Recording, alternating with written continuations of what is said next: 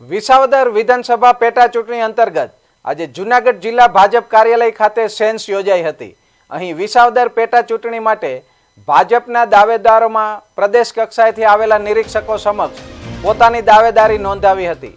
વિસાવદર પેટા ચૂંટણી માટે દાવેદારોને સાંભળવા માટે પ્રદેશમાંથી મોહન કુંડારિયા, અમીબેન પારેખ, ગૌતમ ગેડિયા હાજર રહ્યા હતા। આ દરમિયાન મોહન કુંડારિયાએ જણાવ્યું હતું કે તમામ દાવેદારોને અહીં સાંભળવામાં આવશે।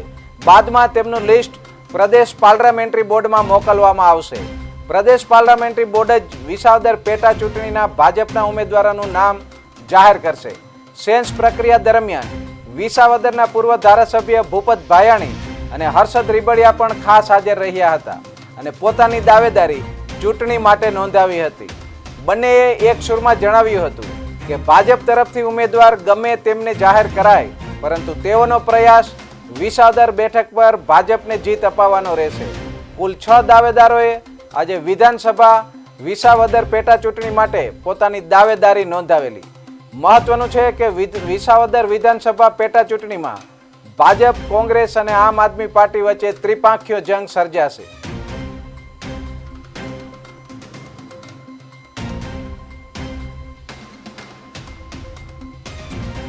જૂનાગઢ જિલ્લાની વિસાવદર વિધાનસભાની બાય ઇલેક્શનની પ્રક્રિયા માટે પ્રદેશના પ્રતિનિધિ તરીકે હું મોહન કુંડારિયા, પૂર્વ સાંસદ રાજકોટ, અમારા સાથે મેમ્બર અમીબેન પારેખ, પૂર્વ મેયર જામનગર, કમલેશભાઈ મીરાણી અમારા સીટના ચૂંટણી ઇન્ચાર્જ છે। પછી અમારી સાથે અનુસૂચિત જાતિ મોરચાના પ્રમુખ ગૌતમભાઈ ગેડિયા, અમે ત્રણેય લોકો અહીંયા સેન્સ પ્રક્રિયામાં પ્રદેશના પ્રતિનિધિ તરીકે આવ્યા છીએ। આ વિધાનસભાની સીટના જે દાવેદારો છે એને સાંભળવામાં આવશે। અમારે પાર્ટીના ચૂંટાયેલા પદાધિકારીઓ, તાલુકા પંચાયત હોય, જિલ્લા પંચાયત હોય, નગરપાલિકા હોય, એના પ્રતિનિધિઓને પણ સાંભળવામાં આવશે। પ્રદેશના હોદ્દેદારો હોય, જિલ્લાના હોદ્દેદારો હોય, આ બધાએ અમારા પદાધિકારીઓને પણ સાંભળીને જે કાંઈ નામોની ભલામણ કરવામાં આવશે એ નામો પ્રદેશ પાર્લામેન્ટરી બોર્ડમાં મોકલવામાં આવશે।